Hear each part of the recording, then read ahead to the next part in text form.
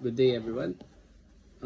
Pakita lang natin yung binili ni Sir Arnaldo Solas from Baguio City. So ang binili ni Sir is high impact hammer roller V2 and nag brown out brand new na WG17 Gen 5 na pan. So buksan natin, lagay muna natin itong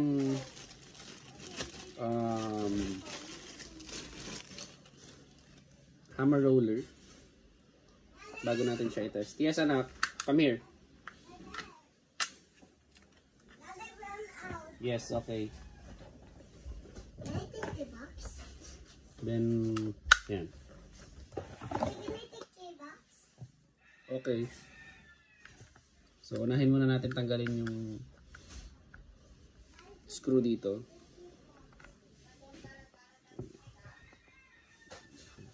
Ito hindi po, pag sinoli ito, pag binalik ito, hindi ino-over tighten.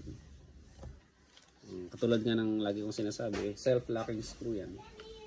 So, tanggalin natin yung pin.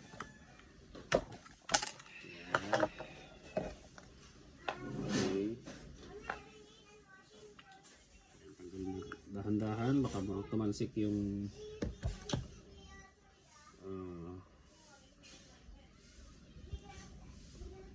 hammer lock, ano to? Fire pin spring. Ito. Fire pin spring. Ayan, fire pin spring. Ayan, tanggalin natin yung sear spring. Tapos yung sear. Ayan, tanggalin natin yung hammer pin.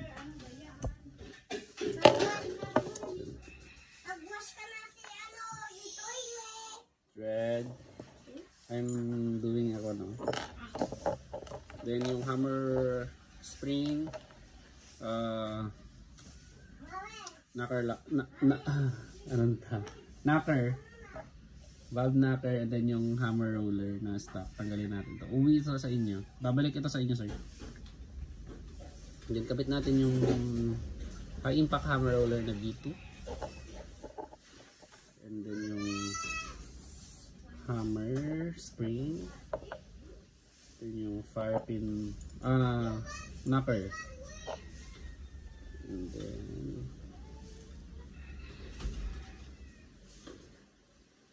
napakalakas po ng hangin. Biglang lumakas yung hangin.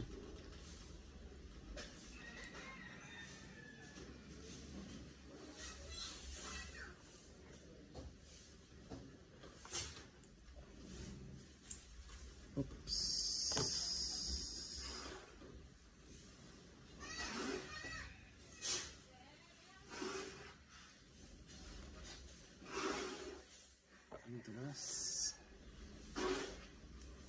Okay.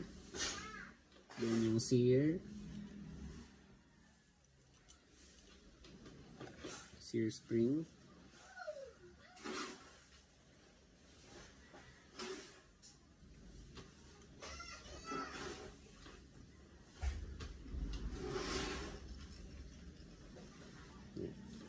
Ilagay natin yung sear spring sa valve knocker, then testing natin. Okay.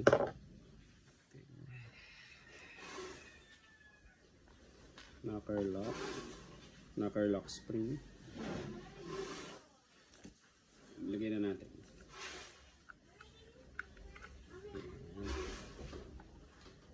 Ilagay muna natin yung pin.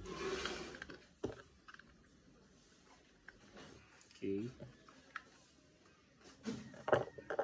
Then yung screw.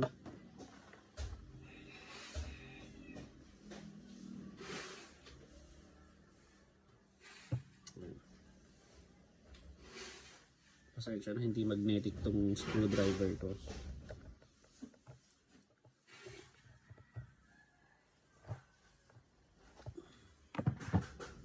So, tapos last na, wala nang laman to. 1, 2, 3, 4, 5, 6, 7, 8, 9. Okay. 5 shots. Check natin. Ano laman yung gas.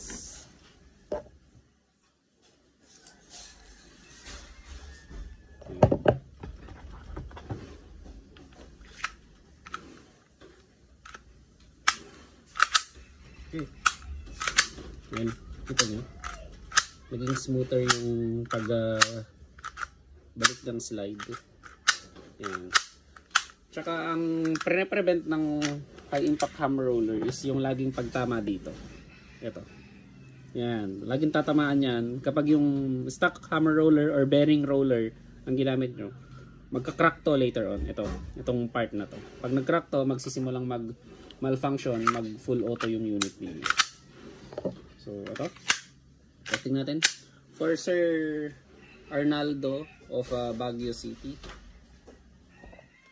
UEG 17 Gen 5 with high impact hammer roller. Firing.